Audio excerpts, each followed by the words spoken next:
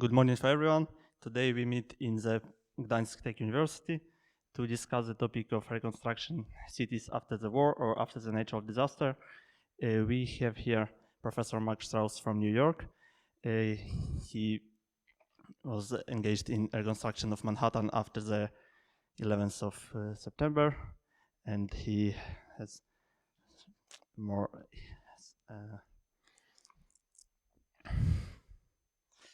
he has experience of reconstruction cities, of reconstruction quarters, of housing people, temporary housing of people whose homes were destroyed. And I think he can help us in understanding how we should rebuild Ukraine. I'm from Ukraine, and this is an interesting topic for me, how we should rebuild Ukrainian cities after the war.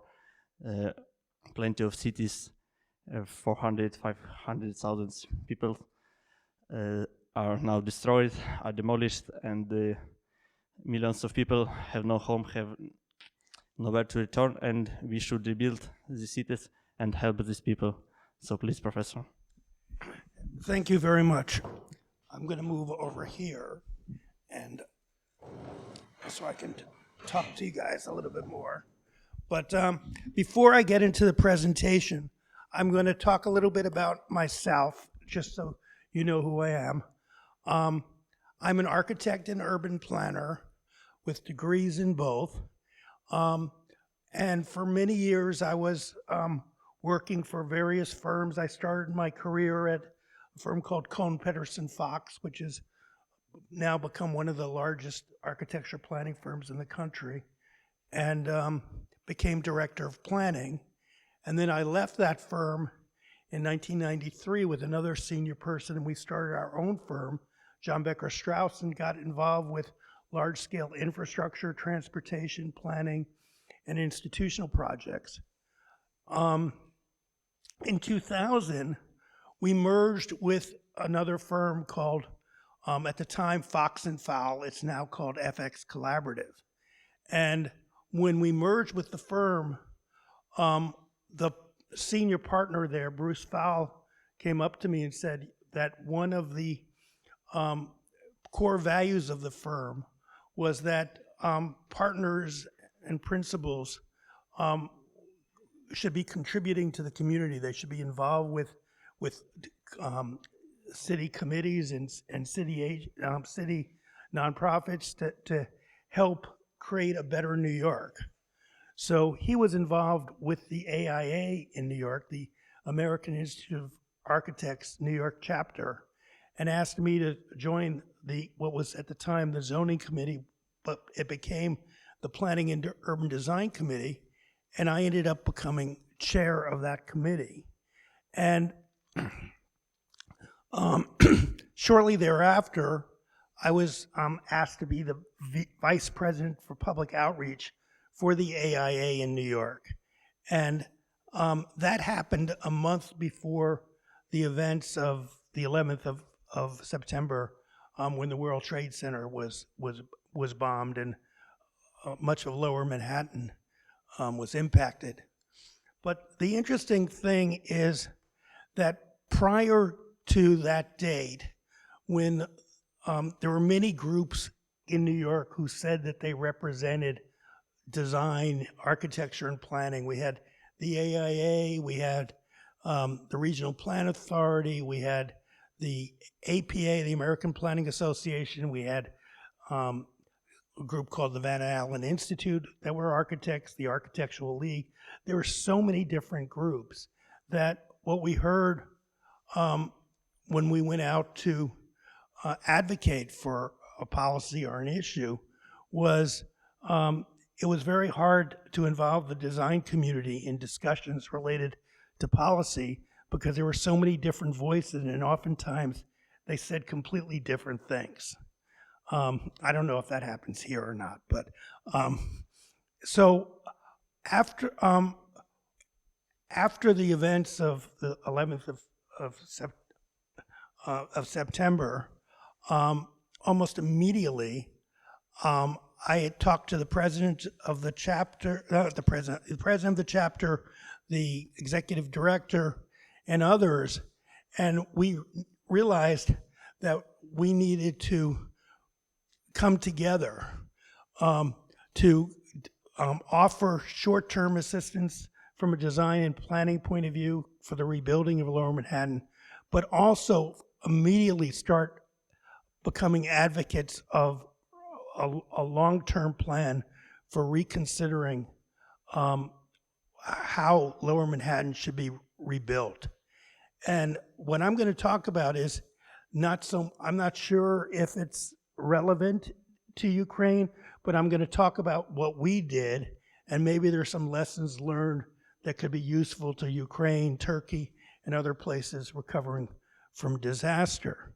But what we immediately did, because I was an architect and planner, is that I said, if we're really going to be effective, we can't go at it alone and say, this is the AIA's point of view. We have to bring these other groups into the conversation.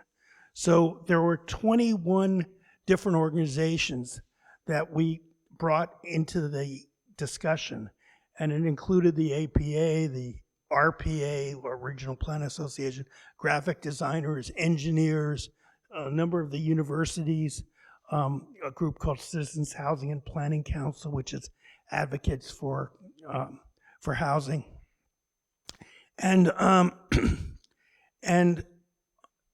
in total, with the 21 different organizations, we also brought, there were over 600 active participants. We created committees, and we defined, I became chair of the long-term planning group, and we defined the principles for rebuilding Lower Manhattan. So I'm going to talk about that a little bit. I just explained to you the process. It was started with my firm, Fox & Fowle at the time, FX Collaborative today, where it was important to the firm that the principals contribute to the community. I became the vice president for public outreach, and we formed this group called New York New Visions, where we brought 21 different organizations together so that we could speak with one voice. Here you can see a listing of these organizations. I'm not going to read them all, but they all represent the advocacy groups in planning, in architecture, urban design, as well as infrastructure, graphic design, engineering in New York. And we also immediately developed a group to provide short-term assistance, and that was led by a gentleman named Levy Keel, who was the president of the AIA at that time. And the idea was that they would get the architects and planners to provide pro bono help to the city, to provide professional assistance to businesses that were impacted, to conduct building condition assessments, to expedite reoccupancy, to make interim recommendations for quality of life improvements, to assist public agencies with code review, and to provide databases and record drawings for buildings and infrastructure. Now, from the long-term planning perspective, I was made the chair of this group, and the objective wasn't to develop a master plan for how the area should be developed. We all agreed that we really felt that it was important that this was going to be a starting point for principles that a later master plan could follow. So our objectives were to support NYC Rebuild, which was another group that was formed by the real estate community, and the liaison to that was a woman named Marilyn Taylor, who then became Dean of Architecture and Planning at University of Pennsylvania. We also talked about supporting the public rebuilding process, finding consensus and common ground, defining starting points, developing guiding principles, and establishing the framework for future planning. And then at the same time, we created an outreach committee where the idea was to get these ideas out to the public. And we even created a website. I'm not sure if it still works, www.newyorknewvisions.com. But at the time, it was useful. And we developed 7 guiding principles. And this may or may not be relevant, but for one thing, we felt it was important to honor the place that where the World Trade Center was. And we created a team, a committee called the Memorial Process Team that was chaired by Ray Gastel, who then became assistant commissioner in New York, and then at a later date he became commissioner of planning in the city of Seattle and Pittsburgh. And Jill Lerner, who's a partner principal with Cohn Pedersen Fox. And they developed a committee to talk about not a master plan for the memorial, but to look at how other cities commemorated disasters and events, and use that as a reference to define principles for honoring the place. We also created a connections team because what we found was that there were a number of separate subway stations that was equivalent to the metro or tram network that you have at the stations for those. There were a number of, there was also what they call a path train, which is a train that went to New Jersey. And there were, but all of these were isolated stations, and there was no common station area.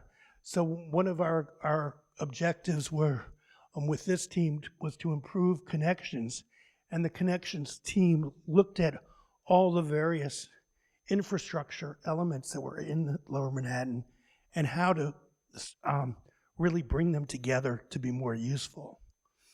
And at the same time, we created a diverse uses committee, and that was important because the World Trade Center, when it previously was built as this development project that had no real connection to the city. All it had was office and retail. There was no cultural component. It really sat as this sort of isolated compound in the middle of Lower Manhattan. So they wanted to look at if we're going to really rethink this area, culture and education and cultural uses would be important for the revitalization, and we defined those objectives. And then we also wanted to sort of think about balanced growth, that it really wasn't only about Lower Manhattan, but Lower Manhattan's relationship to the New York City as a whole and the region. And we had a team looking at the connections to the region and how that could be strengthened and how Lower Manhattan's relationship to the region could be improved. Then we had an environmental quality team looking at sustainability issues, how to define principles to ensure that the rebuilding was sustainable and would reflect best practices with regard to creating a more sustainable environment. And I mentioned the uses team and culture. We had a separate group, actually.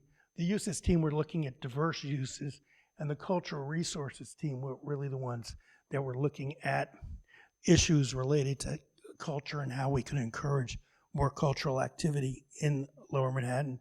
And then finally, we had the sort of reach out, the outreach team that was really about getting the message out and making clear that the design and planning community were speaking with one voice. So when we look at what some of the principles were for each of the groups, the memorial process, the key was honoring the people, honoring the place. How do we, they proposed, and actually was built by the Port Authority, to create an immediate viewing area, to form a public memorial task force, to learn from from precedents, to develop, not to develop the comprehensive memorial plan, but to encourage that a comprehensive memorial plan be created and plan a timeline for the permanent memorial, and to also work with the city and the state to obtain public and private funding for a memorial. So then we looked at transportation connections, and that team looked at how to improve mass transit as a catalyst for growth, how to create a model transportation network with unparalleled connections to the region, how to develop east-west connections, north-south connections, and a network of parks and places, and to build a new downtown arrival place for transit, for ferry access, as well as for the PATH trains, which were a network of trains that went out to New Jersey. And then we also looked at, and this was all done with diagrams in a report that I'll share later, that we looked at how do we plan for pedestrian movement that enhances transit accessibility and improves street life.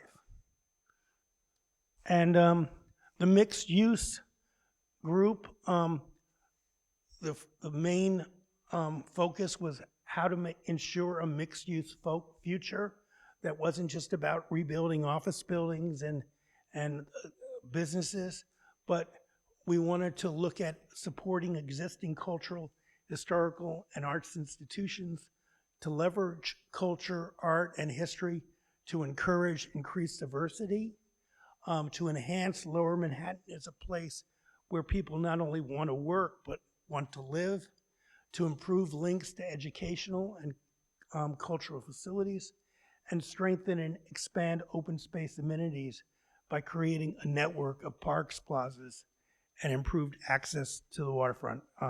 As many of you probably know, Manhattan is an island, and the World Trade Center site was just a couple of blocks from the water's edge.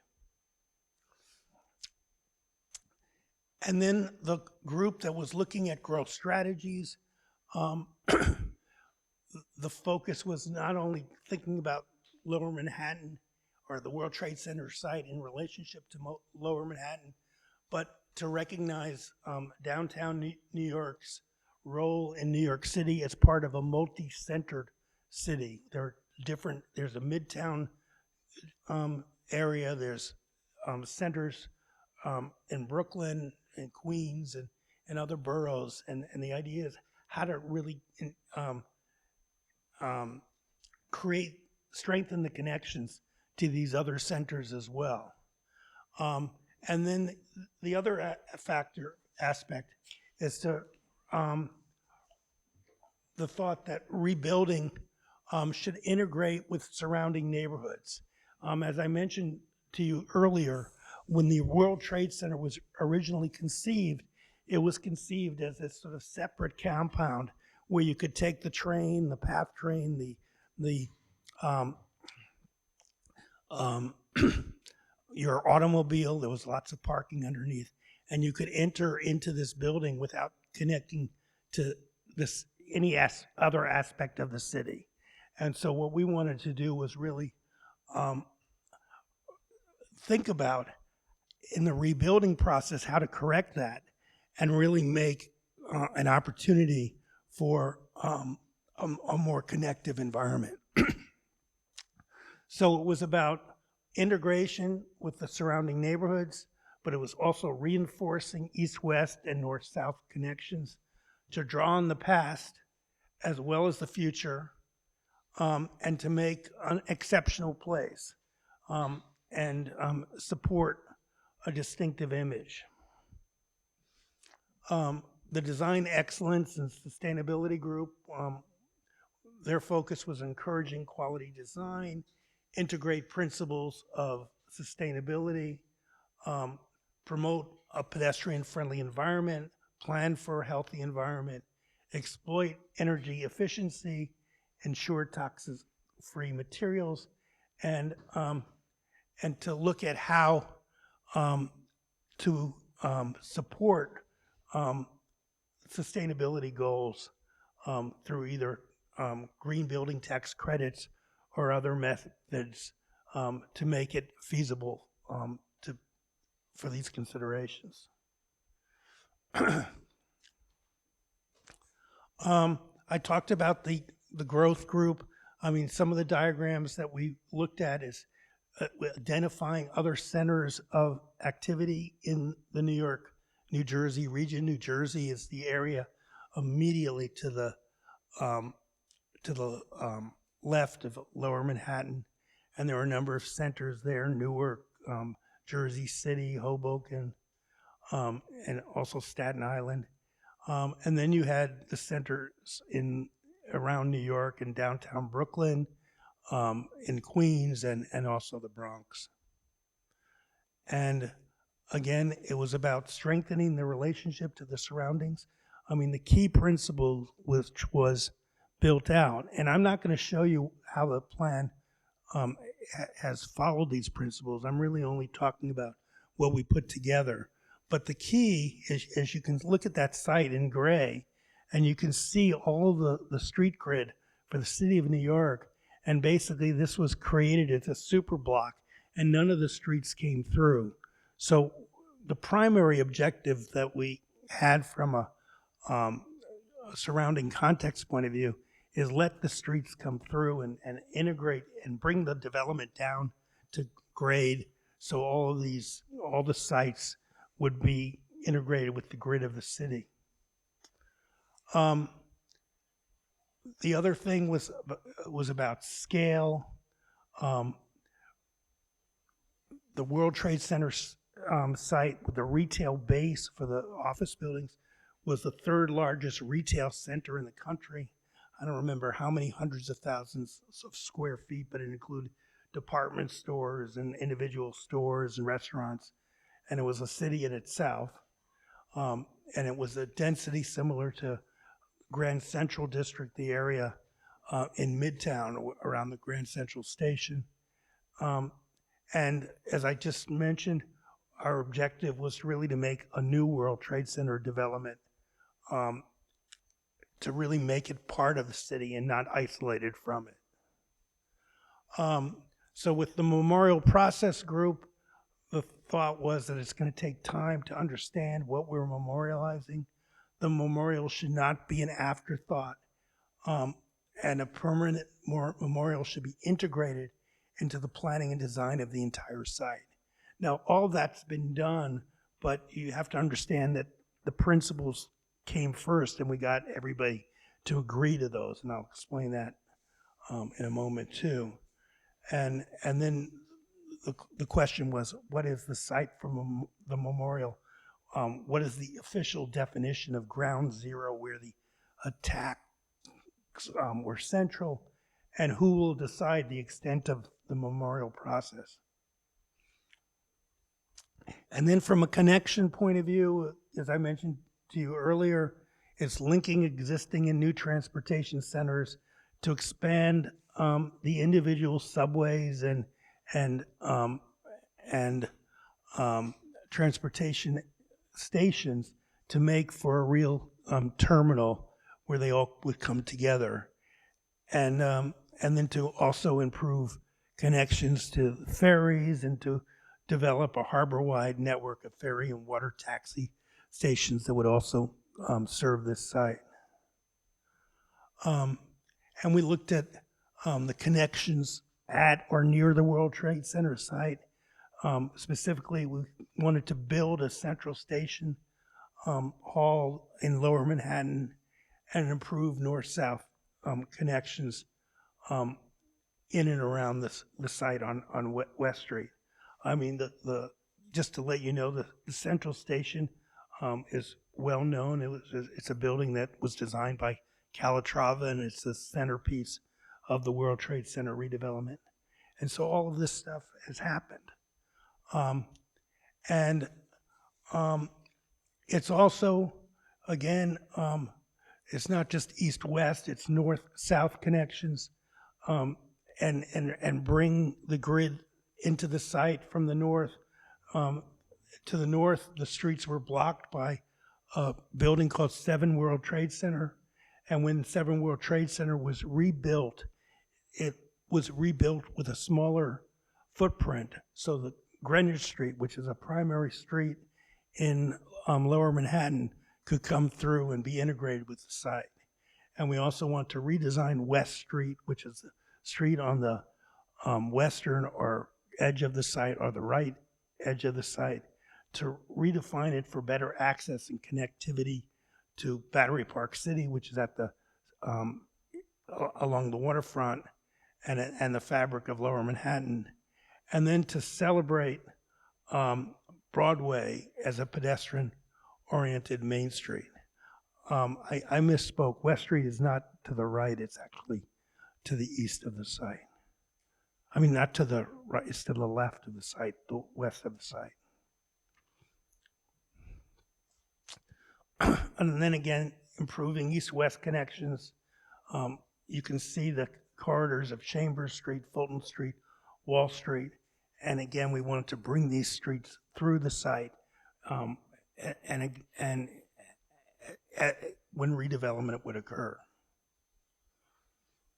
And then we looked at existing open space, and we said that as from a principles point of view, the plans for the redevelopment of Lower Manhattan should rationalize, develop, and link public open spaces in the future. In the past, the open space that was on the site was elevated. You had to take a stair up to it. Most people would enter from the subway and never had any relationship to the open space. We wanted open space integrated into the development. So we proposed open space and view corridors to really expand the relationship to the waterfront and to the network of open space that existed in Lower Manhattan. We also looked at land uses. In the past, it was a pure office district, and we wanted to encourage a mixed-use future for Lower Manhattan. And actually, that is happening also. There's new housing. One of the final phases of the development on the World Trade Center site is including a major housing project where 75% of the units are going to be affordable. And we're going to continue to plan for diverse uses, plan for growing residential community with supporting infrastructure, and also to encourage cultural and historic resources.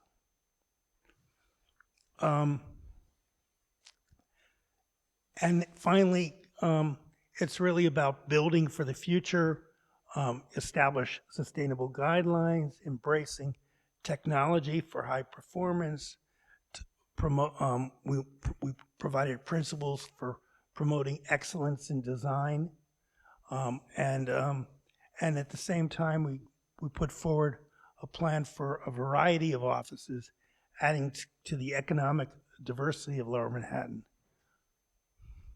So in conclusion, it really came down to 4 major areas of focus. We provided the principles for rebuilding Lower Manhattan better, to create a comprehensive plan for Lower Manhattan that recognizes that the welfare of the city as a whole is dependent on the welfare of Lower Manhattan. We also wanted to encourage an inclusive planning process that would involve both private stakeholders and the public.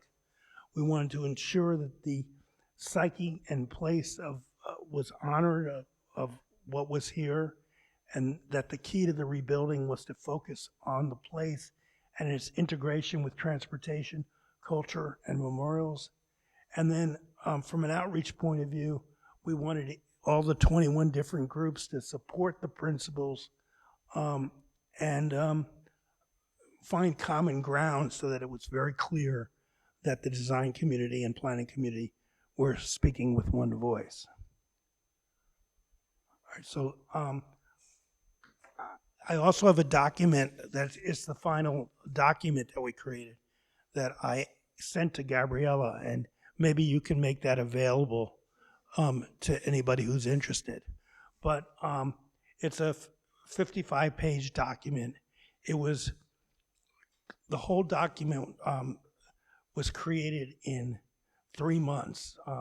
Like by the second week of January, we were circulating the document to public officials, to the governor of the state, and basically had everybody's support.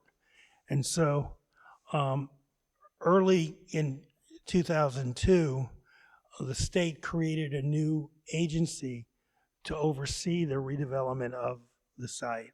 They created a group called the Lower Manhattan Development Corporation. And the head of planning for the group, a guy named Alex Garvin, immediately took our principles and adopted them and formatted them into what became the blueprint for building Lower Manhattan. So I'm not going to show you a picture of many of you are probably familiar with how the World Trade Center has been rebuilt, and you're welcome to go back and look at Google Earth and look at the site. But it's very clear that nearly everything that we put forward has been adopted in the redevelopment. That the street grid now goes through the site, the buildings come down to the ground, retail is at the street, so it's activating the streets. Public space, we really used the memorial areas where they recreated the footprints of the original World Trade Center as a memorial area with the names of all the victims lining the pools of water where the buildings used to exist. And then they created a new park that's the centerpiece for the development with a major landscape architect, Peter Walker.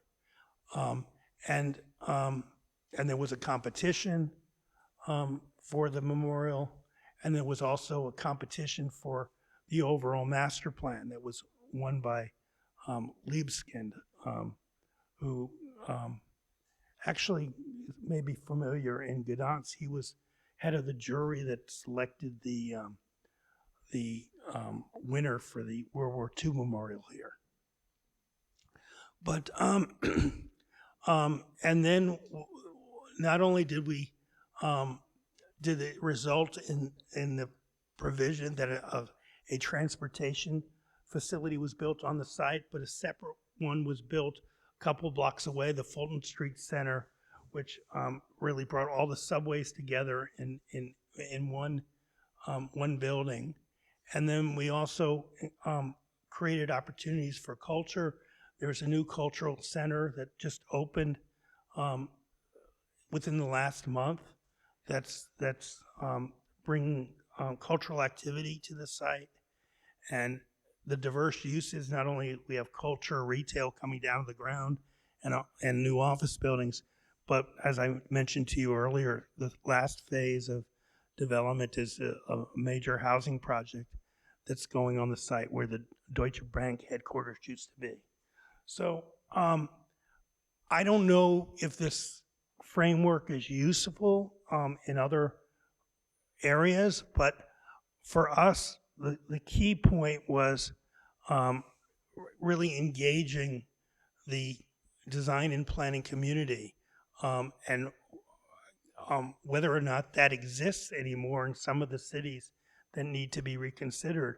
I think there needs to be a process of trying to get those who speak for design and planning to be speaking with one voice, so it becomes a very clear dialogue in terms of what the objectives and goals are in each place that's being considered for redevelopment.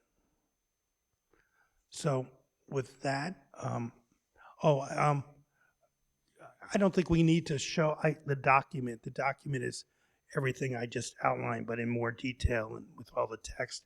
But again, everybody can ask Gabriela, and she can make it available. So.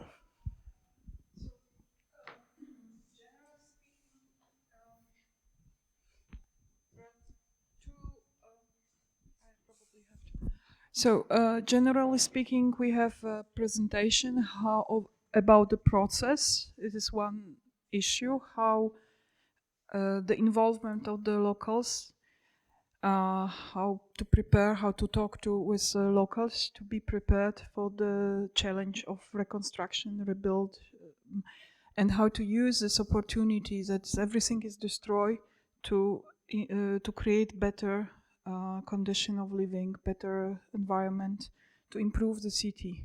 This is another aspect. And then who is a partner? And if we have the common structure in head, maybe you want to comment on it, and I hope, Dimitri, you will continue. And so I think in the situation that we have in Ukraine, we have a unique chance to rebuild the cities from zero, because some cities are completely destroyed, and we can now talk with locals, with people who lived here there maybe 20, 30 years ago, maybe someone lived 2 years ago, and they definitely have ideas how their cities should look, and we don't need to destroy the cities to rebuild them. They are already destroyed, so I think there we can try to use this strategy and try to apply it in their real life and see is it effective or no. Maybe wanna comment? I mean, I think they're probably, I mean, this is one strategy, and maybe it's useful in places where a lot of the city has survived, and I don't know if the professionals that lived in some of these cities that were completely destroyed are still around to get their support. But in the U.S., with every major city, there's public agencies that deal with planning, and there's advocacy groups that exist as well in planning, and Municipal Arts Society in New York, and other groups, and they really partner with the city, but they provide services basically pro bono. The professionals are contributing to the community. And I don't know if that's really relevant in terms of the rebuilding process in Ukraine, but I just wanted to share the thoughts about what we did and how we helped to define the principles that allowed the city to rebuild. I think it's important for people who are from Ukraine, who are planners and architects, to contribute and determine and to help lead that discussion. But I'm not sure how totally relevant what we did would be to some of your cities. Yes, it was relevant because the New York City was the example of the center of the city destroyed by the terrorists. And so we had also cities whose centers were destroyed, and I think that rebuilding downtown, that rebuilding connections in the center of the city is a question that we have to solve, because there are so big cities, 500,000 people were living there, so I think it will be useful, and we definitely can take something from your experience. Also about adding new public spaces, because it was the problem of the many cities in Ukraine. There were no public spaces in the centers, and often the connections, the transit connections, were so bad. So I think it will be useful experience. It will be useful lecture for us, and we could apply it, and we should apply it in our cities, and also maybe in cities who were destroyed by the natural disasters. Maybe they also have the same problems in Turkey, maybe in any other country. And I think these cities generally have not the same, but no, yeah. So I can say that the same problems. There's bad connections, lack of public spaces, maybe zoning, and in the one part of the city we have only residential buildings, in the other only jobs, only maybe industry, but we should to eliminate it because we should to make our city multifunctional, and we should also listen to locals, what they think about their cities, because they are going to live in there, so their opinion is very important. Thank you. What I'd like to do is open it up to everybody for comments and to hear your thoughts about how this could be relevant elsewhere or not, and just sort of go around the room. So, does anybody want to speak? Come and get the microphone. Why don't you come up? Yeah.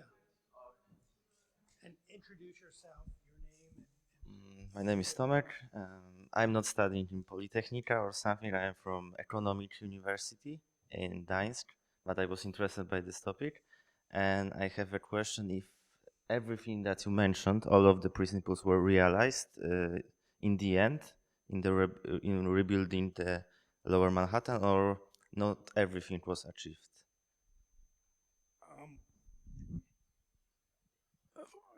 Frankly, I'm not aware of any of our principles that really were not followed. That at one point it didn't seem likely that housing would come and we wouldn't get the diversity that we were hoping for. But then they changed the program for the last phase, and now a big housing project's being built. But the buildings come down to the ground now. There's a beautiful park at grade level that's the centerpiece for the development. Transportation centers have been created that brings everybody together in single buildings and unites the ferry service, the train to New Jersey, and the subways. And if there's any complaints, there may be because the World Trade Center tower, for security reasons, or a couple of them, what we were trying to encourage was to activate all the surface around these buildings and not to create blank walls.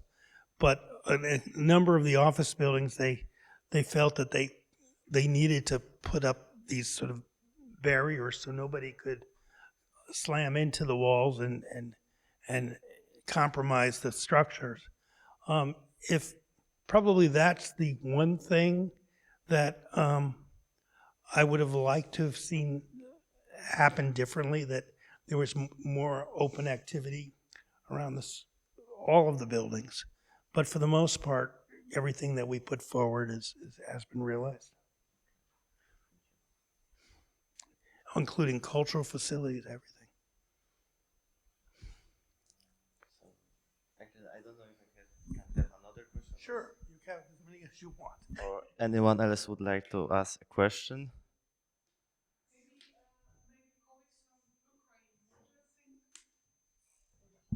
We have one more colleague from Ukraine. Maybe you wanna add something?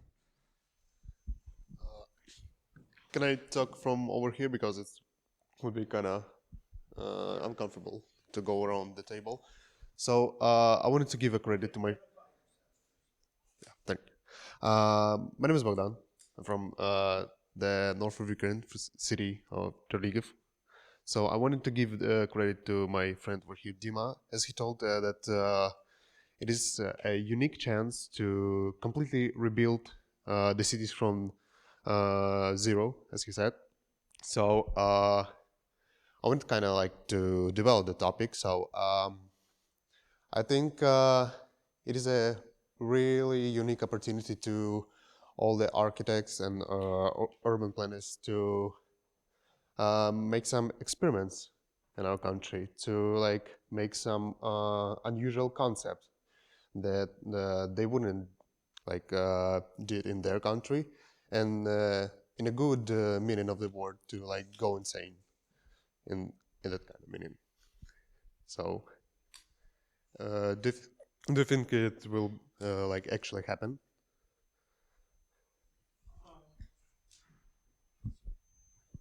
Well, I'm sure the rebuilding will happen, but I think it's important. Sometimes architects and planners, you're trying to do like the latest fad, and from a design point of view, it doesn't always work.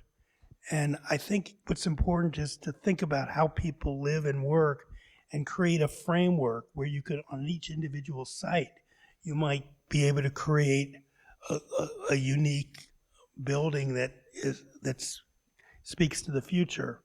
But I think the key is to start with, also think about what was once there and use that as a basis for rebuilding in these individual places.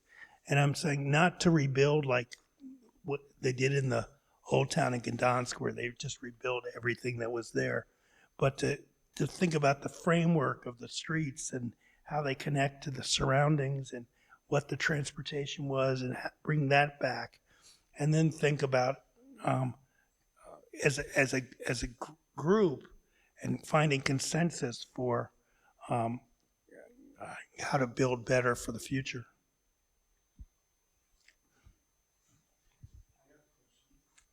Yeah, come on.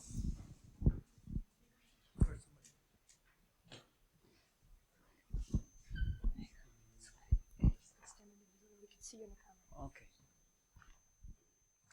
I wrote this. What do you think about? My name is Wojtek. Wojtek. Yes, from Polytechnica, and my English not very good, so I wrote a question. What do you think about rebuilding Warsaw after World War II? Do you see similarities to rebuilding space after that war? Can we compare this space after World Trade Center and Warsaw after war? Interesting. I just came from my first trip to Warsaw this weekend, and Warsaw is probably a better example than the World Trade Center site for some of the cities in Ukraine, because it was, and also Gdansk, they were both nearly completely destroyed. Maybe a few buildings survived, but my big concern, rebuilding is going to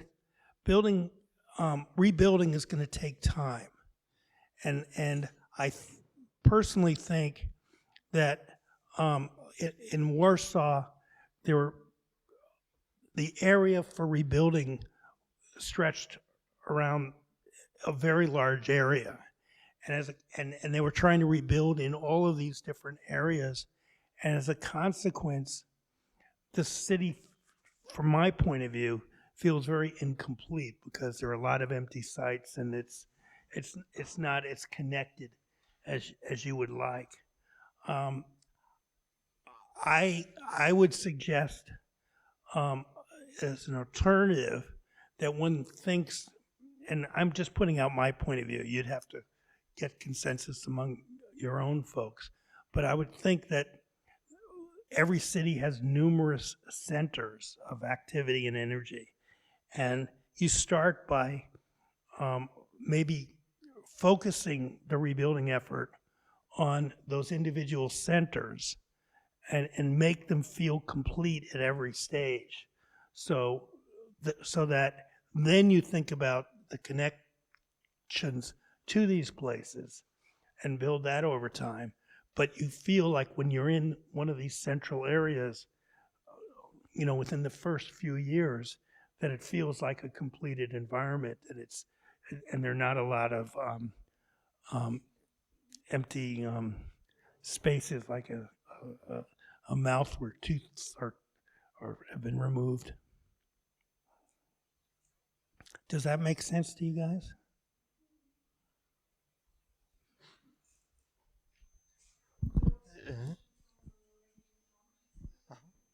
Okay. So, Thank you. Hello, my name is Hania. I'm an architecture student as well. And first of all, I have a question for the professor.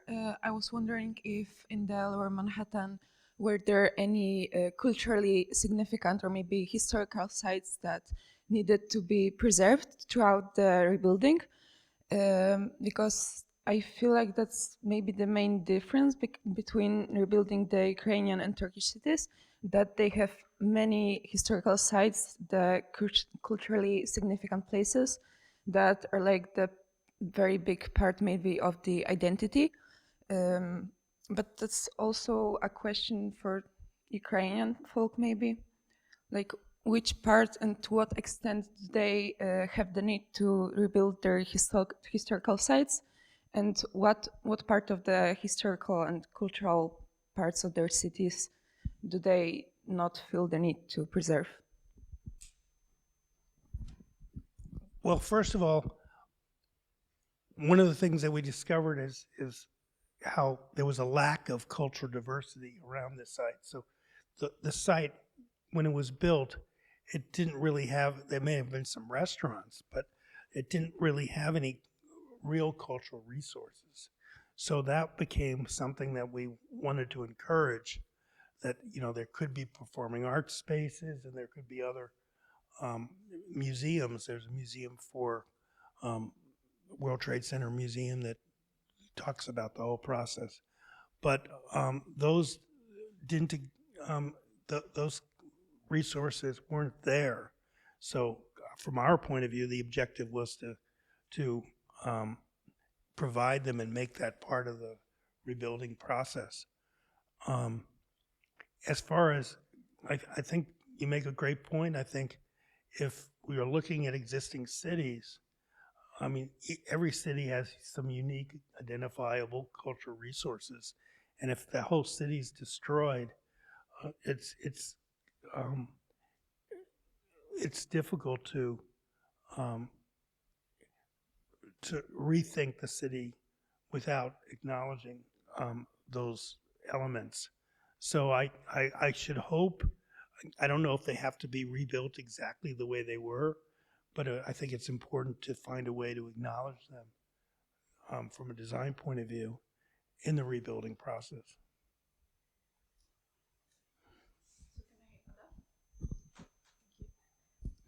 Well, thank you very much for your response. I mean, I have a feeling, I'm not Ukrainian personally, so I don't know, but maybe especially with the war being so drastic, with the shillings of the whole cities being practically destroyed, and the history of Ukraine, which was also under the occupation basically of the USSR throughout the history.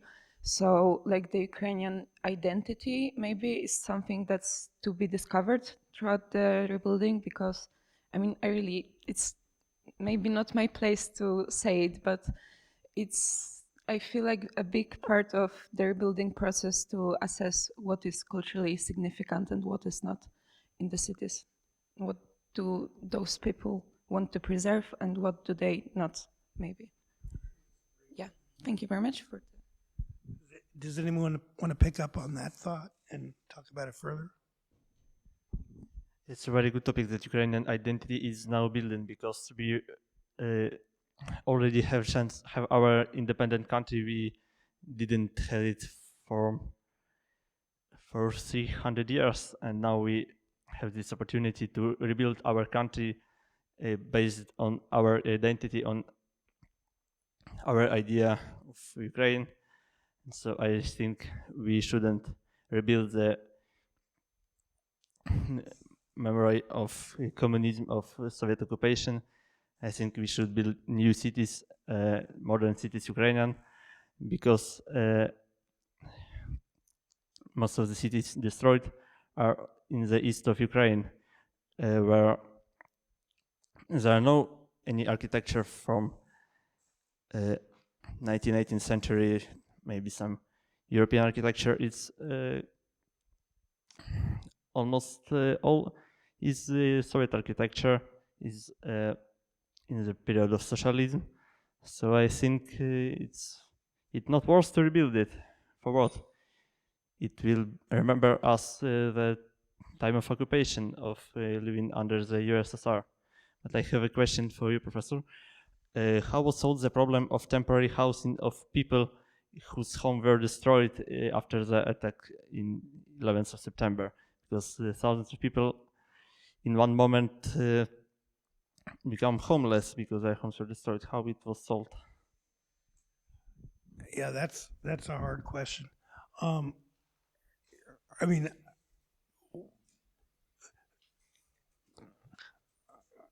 this could be, maybe there's an opportunity for a new industry to emerge.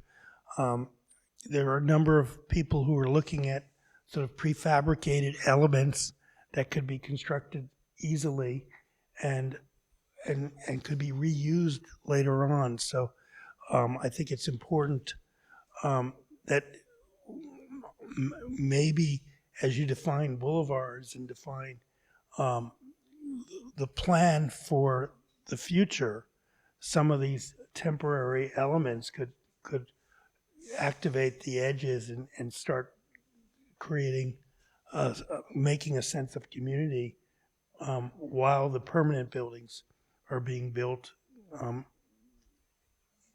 in a more focused way. But it is going to be an issue in terms of where people are housed and where they want to be, and some of them may not even want to come back until much of the city is rebuilt. But we on the world with us, we didn't really deal with that issue because most of the almost all of the part that was destroyed was office and not where people were living.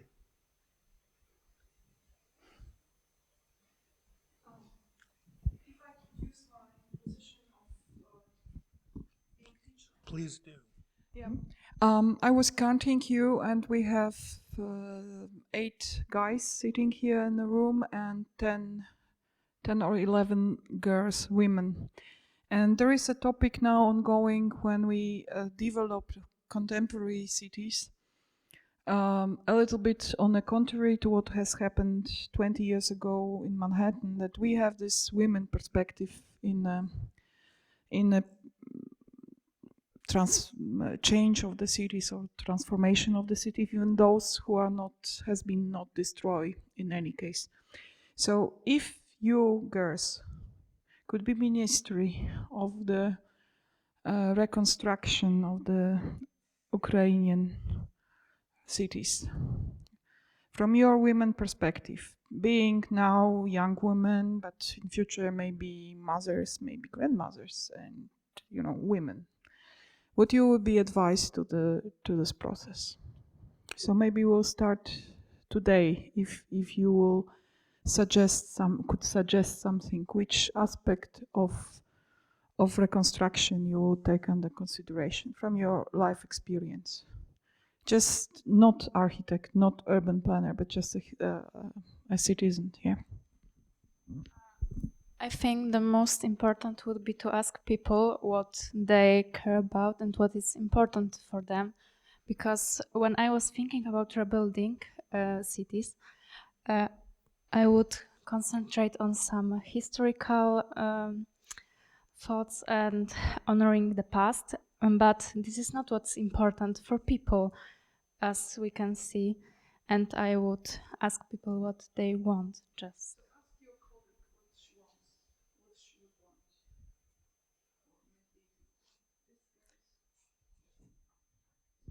On the registration list, I saw one girl from Ukraine. Please hand up. Oh, okay, maybe she is not here. Okay, so any other girl? I, for example, think that cities should be designed for children, because if the city is friendly to children, it will be friendly for anyone other. That's my thought. So what does it mean? For example, children should be able to go home from school, maybe by bike, safely. So You are indicating that the car-oriented development, it is not children-oriented, mother-oriented development. So pedestrianization, guys, is it a good argument? Do you think it is what people in charge in your country dream about, having pedestrianized cities? Of course. For example, the city of Kyiv have 5 million people, but is car-oriented in almost all of the city is car-oriented, and we have traffic jams in the morning, in the evening. Every day there are traffic jams, huge, especially at the center of the city, because the streets are European, they are narrow, but the level of cars is like in America. That's the biggest problem of mostly of Ukrainian cities. So this perspective says that the mother is a driver in a city, yes, because if whatever you want to solve, you have to drive somewhere. This is not an European model, but I will hang over here to this loja of the ladies. Maybe you could reflect a little bit on this topic. Okay. I am Zosia or Zofia, and I have to. I should reflect on the topic of the mother in the city, right? Okay. The first thing I thought about was, I'm not sure how to say it in English, but it's the material of what pavement is made of. It may be like not choosing cobblestone that is really present in historical areas of cities. It's really hard to go around with a little kid in the in a stroller, or even a person on a wheelchair also has problems with that, and maybe like a person with heels or something. And I really like the point that the other student made with making cities friendly for children, because it's mostly made for like a tall person, for example. Like the traffic lights are really high, even for the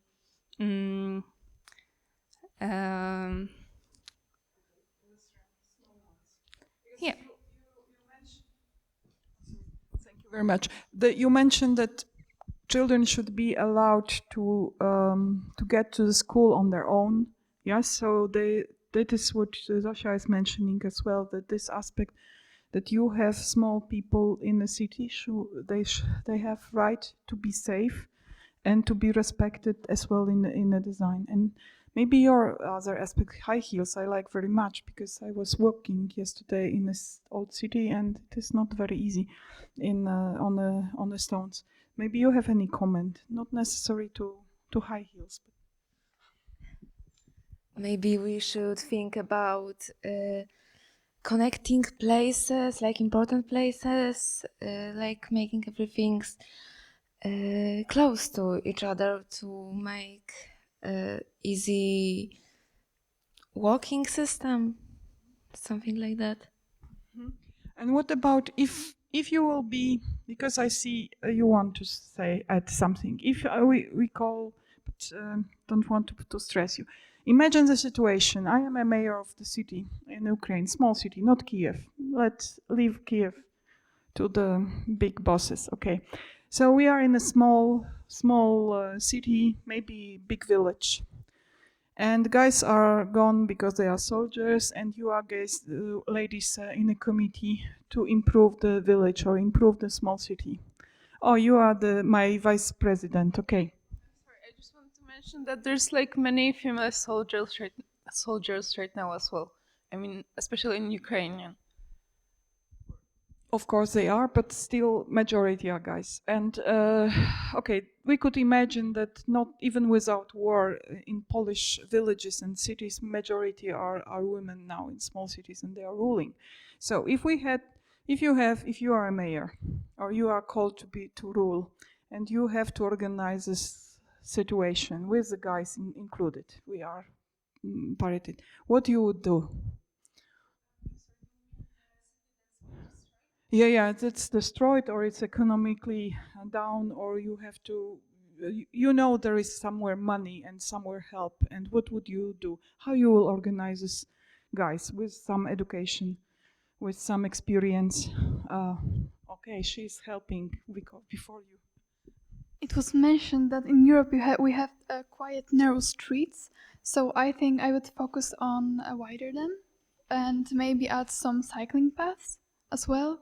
Yeah. So you will be responsible for, in her committee, to improve the transportation system. What is your next minister in this village? Well, I'm not quite sure if we're talking about a situation of urgency, like during the war or after the war. Oh, okay. So I think during the war there would be a high importance of gathering the community together of all the remaining people in the city, and to like create kind of like during the rebuilding of the New York, create committees that would focus on the different principles to do the mutual aid. So some kind of committee could organize all the stuff about the aid from the Europe or from the other parts of the world that is helping. The other committee would arrange like the temporary houses for those who are like out of their houses. I think maybe something like that would be needed. You followed the first part of your lecture, with whom I am cooperating, whom to call to this community, yes? This was the first idea, yeah? Can I just, I don't mean to pull away from the conversation, but it did occur to me that one of the big issues with rebuilding cities from scratch is that a lot of the underlying industries that were the reason that these cities were there to begin with have been destroyed as well. So as a starting point, I talk about this in my lecture that I've given here in my class and others, but one of the major influences for me is Lewis Mumford, who wrote in the book The City in History. He talks about the fact that even before a place is a city of fixed residence, it begins as a meeting place to which people periodically return. The magnet comes before the container.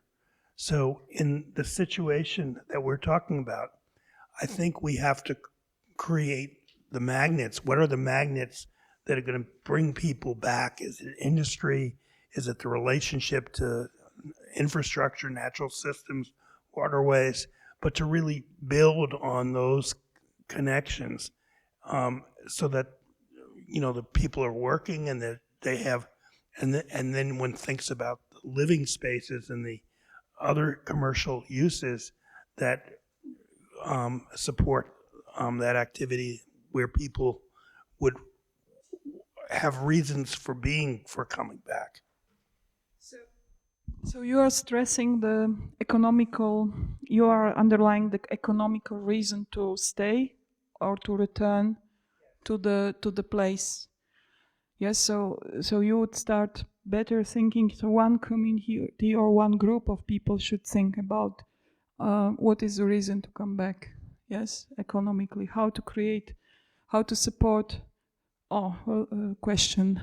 those who will give the work and economic basis for the city. Well, I kind of thought about I'm Livia and I'm architecture student, and I thought what you said about rebuilding of Warsaw. So economically, it was a disaster because after war there was I don't remember the name, but there was a program that helped cities after war in whole Europe be rebuilt. I think so. I think it was, but because of the political situation in Poland, it was declined by Warsaw. So you can see many modern cities in Europe. They were rebuilt after war, and they were rebuilt in a really modern way at the time, because they saw this as an opportunity to make it better, make it better city. Well, Warsaw was like one giant rubble. I remember my grandfather, because I am from Warsaw, I remember my grandfather telling me how soldiers had to unravel him from the rubble after bombing. And it was the people of Warsaw who came together to rebuild the city. So what is my point is that economically it will be a disaster to rebuild Ukraine, because you need money to rebuild cities which were destroyed. So I think there should be some, I don't know, programs like this to help Ukraine with rebuilding the cities. So yeah, that's my point. Mentioning political circumstances is very good on this position. So, but the question is, do people should they wait until somebody will come, or should they start organizing before somebody come? Because I will come and I say I have millions of millions and I want the city to look like I have always imagined to build a city. It is the right strategy or not? No, of course not. I think people of Ukraine should start as fast as possible to start to make new homes because they were destroyed. And I think we, as, I don't know, Polish people, right? We should help, or other organizations should help, but Ukrainian people should, no, how to say that? They shouldn't wait for the help to come to rebuild the city. They should start now, and that would be just like helpful thing to have. So we should not discourage them of planning or making plans. We are returning, we are doing things, and in a moment they will be showing their interest in reconstruction. Probably we will be more eager to help these places, yes? So where the people are better organized and have some ideas and have some input. So saying to them, okay, the war has done, don't, you know, to discourage them or to talk about it and to make energy that it is something we could do, even if there is no much money now. But maybe money will come if we have a good plan. You know, Vegas was built on a desert. So this is as well another example what could happen if somebody has a good plan and some creative concept. Guys, do you want to add something? Yeah, okay. I think that people, Julia, I'm architecture student, and I think that people should start now and build, but it should be a plan for the whole city, for example, because these connections are important, and not to build separate buildings. It should be a plan of whole city.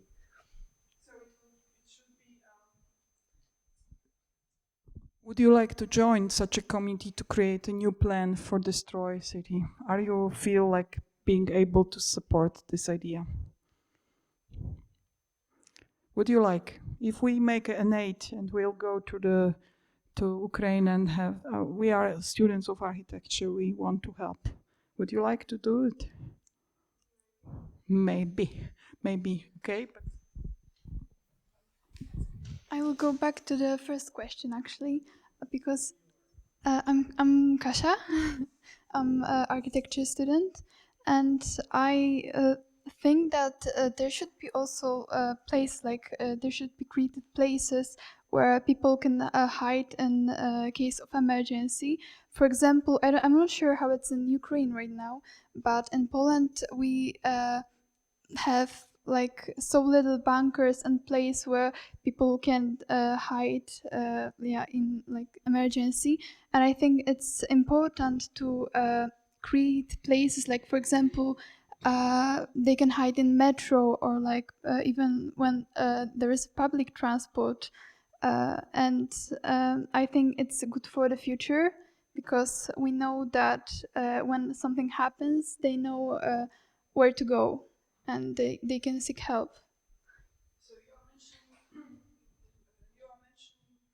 You are mentioning shelter situation, yes? Shelter, there's a very interesting exhibition now in Oliva, an ethnographic museum, which is called Shelter Options. But between being prepared for disaster and getting out of the disaster and trying to get some ideas to help or to be part of it, because we could stay and observe, yes? We could make some tension that the help will come. We could personally involve in some committees, or even now when we are talking about it, it's kind of the support to the topic. Zofia, please. I would like to add on to that, taking action and helping Ukrainians, that maybe instead of creating this narration of what they should be doing, they should be taking action and all that, maybe we should learn what they have already started doing. Because I know that, I've heard that they are very good at describing what they need and providing that for themselves with limited resources. I have read in an article that, for example, it was a huge problem with windows being shattered from attacks, and they organized themselves and did something with that. They, I don't remember from where, but they organized the windows by themselves, and it's. I think we should support what's already being done there and learn from that.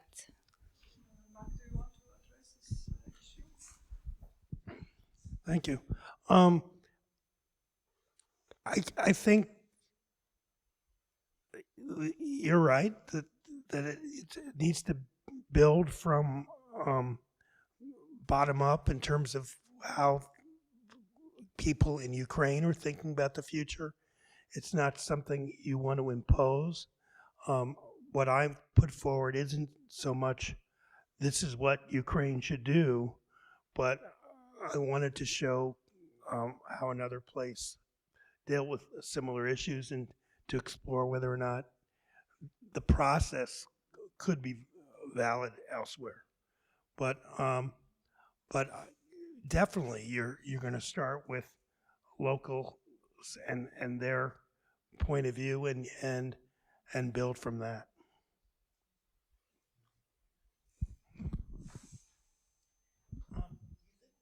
I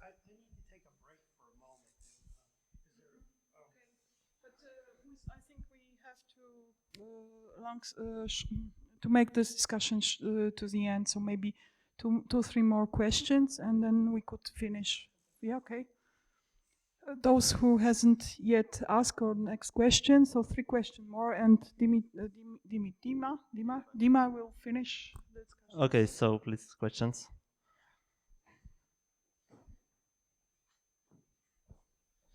So I would like to talk about more, as you mentioned, the smarts that drive people to the cities, because I know that maybe my friends from Ukraine will help me, that population of Ukraine is shrinking and there are less, and a lot of Ukrainians went to West Europe, and so the population will be lower, and also the cities will have to change, like the bigger cities will be smaller because of that. And I think that's the problem if we talk about industry, that a lot of industries were like destroyed during war, and if the cities like Mariupol, which was terribly destroyed, will be viable option for people to live in it, like will industry come back to the cities, And I think that's a really important matter if people would like to live in those destroyed cities. Yeah, I think that when one starts thinking about rebuilding, you can't divorce the economic issues from it. That one has to be thinking also about job creation and whether or not you're rebuilding the industries that were once there, or thinking about new industries. I think that has to be a starting point for any plan and discussion for individual places. So maybe closing comments, maybe if there is any question more.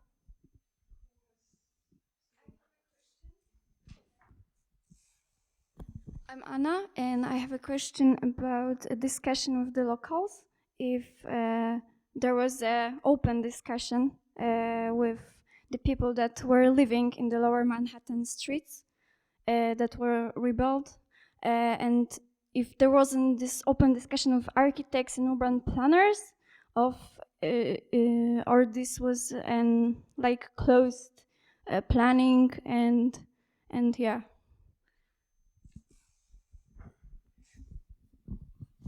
The answer is both. From a professional point of view, in terms of the work that we did initially, it was the professionals. In terms of the reason we didn't create a plan is that we just wanted to put forth from a professional point of view what were the starting points to consider in terms of from a good planning and structural point of view. But the groups that went on from our starting points, our principles were adopted by the state as the blueprint, but immediately thereafter, before a master plan was created, there were numerous open houses to get not only the people who live in Lower Manhattan, but to get opinions of the city as a whole about the rebuilding process and the direction that the rebuilding process should take. So when I talk about planning, the speech that I gave to my class or the talk that I gave to my class and to others, I entitled it Top Down, Bottom Up. That you have to work both ways. You have to understand community concerns and make sure you're listening and accommodating them. But you also have to, there are best practices. As professionals, we've seen how cities have developed and what works and what doesn't work. And there needs to be that dialogue as well, so that you can bring that into the discussion. And then, since the planners are going to be leading the redevelopment, they need to be able to think about those issues as well as individual community concerns. So, Mr. Professor, it's a very good finishing of our discussion. Thank you very much. Thank you, everyone who is here, for being here, for coming here. And who don't know me, I'm from Faculty Self-Government of Students. I'm studying Special Development. And thank you, Lady Gabriela, for organizing this. And thank you one more, Mr. Professor. Goodbye, everyone. Thank you very much.